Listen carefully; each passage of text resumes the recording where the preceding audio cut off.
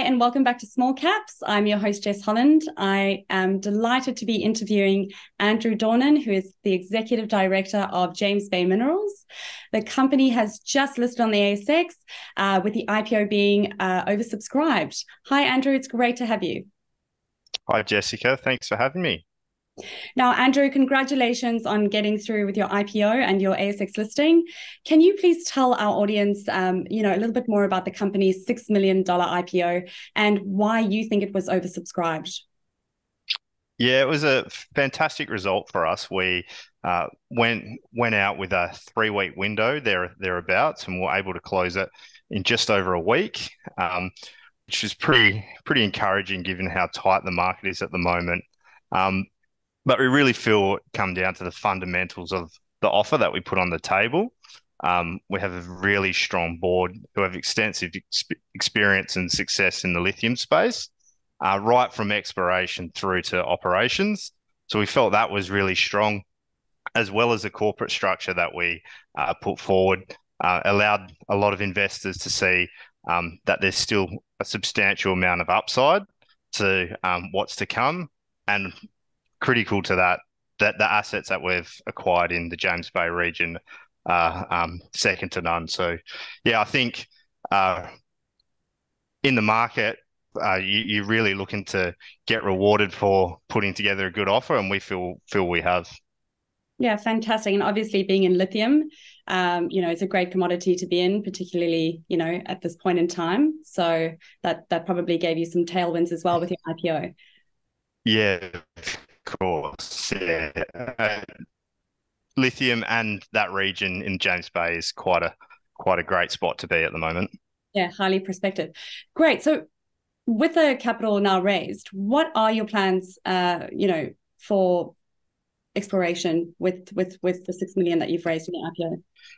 Yeah, so obviously in Canada, you're restricted for field exploration based on the summer months and the snow months. So we're looking to get out there over the next 6 weeks and undertake a really systematic field mapping program across our northern Legrand properties, and then utilize all that data gathered from that to generate our follow-up targets, whether that's for drilling in the first half of next year or further follow-ups for the next summer exploration program.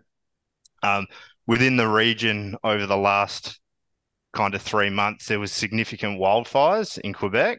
And although that's quite negative for the environment, it's really shaping up next year to be one of the best years for field exploration, as a lot of the moss and shrub has burnt away. So a lot of the outcrops are exposed now. So we're really encouraged by the year ahead of us.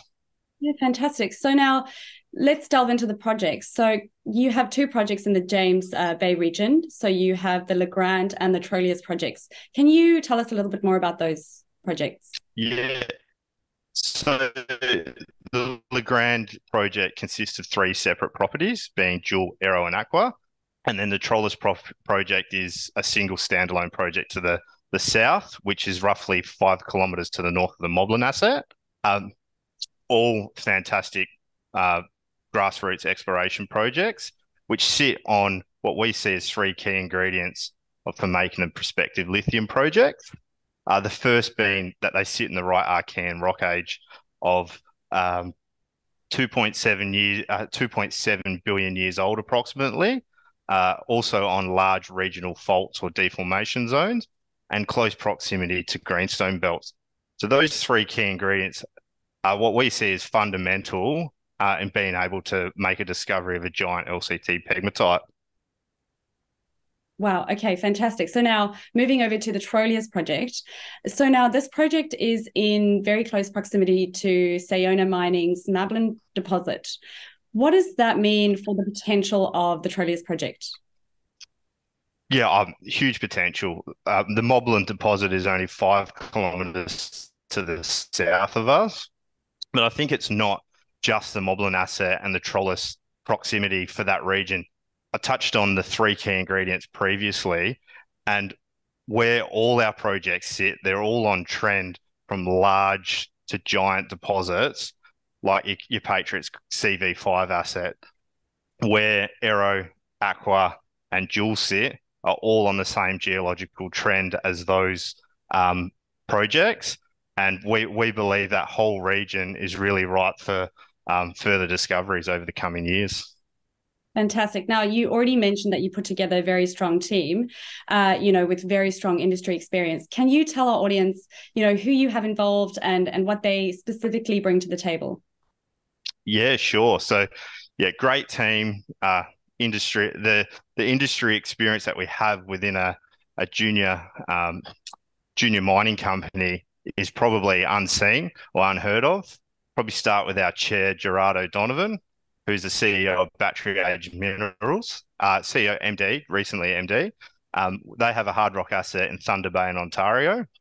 And Gerard also spent 6 years at Pilbara Minerals, where he led the Pilgangoora processing plant into operations, as well as the integration of the Altura mine into the existing Pilbara Minerals business when they acquired that only a few years ago. Judy Baker, another non-executive director, geologist by background, spent 8 years at Nemaska Lithium, where she led the discovery of the Whabouchi asset, which up until only about 6 months ago was the largest hard rock lithium asset in all of North America. And it was overtaken by Moblin, now Patriot, and also Alchem's James Bay asset. So that whole area is it's blowing up the last 6 months. And then I suppose if we go on to our other non-exec director, Dina Segovic, who's a founding director and chief operating officer of Primero Group, where he spent, I think, near on the last 8 years. And Primero is seen as the industry leader in engineering, procurement, and construction of lithium processing plants. So between the whole team, I think we've all been involved in over 10 successful lithium projects, which is quite unheard of in the industry. Absolutely, especially for a junior explorer, and to have that sort of industry experience across the development cycle from exploration through to actual mining production. So yeah, that's fantastic. Congratulations for putting that team together, Andrew. I just Thanks, have Jessica. one final question for you, Andrew, and that is, can you give our audience sort of 2 or 3 key takeaways as to, why they should potentially invest into James Bay Minerals? Yeah, so I think touched on it a bit throughout the interview, but we're in a region containing giant LCT pegmatites, and it's a region that's been relatively unexplored. And for us to hold such a large land holding, it's approximately 22,500 square hectares on these key lithium trends, really bodes well for us in the future. Um, and we think we can be successful as well. Further to that, the team, we touched on that just in the last question, but we have a world-class team. So if anyone can do it, we've got the team assembled to do that. And we're just in a crazy time in the lithium space.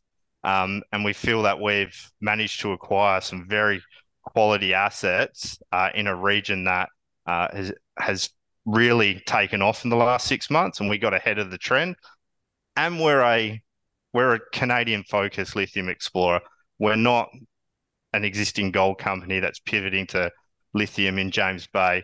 We've been focused on this region for over 2 years now, and it's all coming into place now, and it's a pretty exciting time for us. Well, Andrew, it sounds like you have the right people in the right place in the right time. So very, very excited to watch what James Bay Minerals comes out with. Look forward to watching the stock. Thank you so much for your time today and for being with us. And we look forward to catching up again soon. Thanks so much, Jessica. Appreciate it.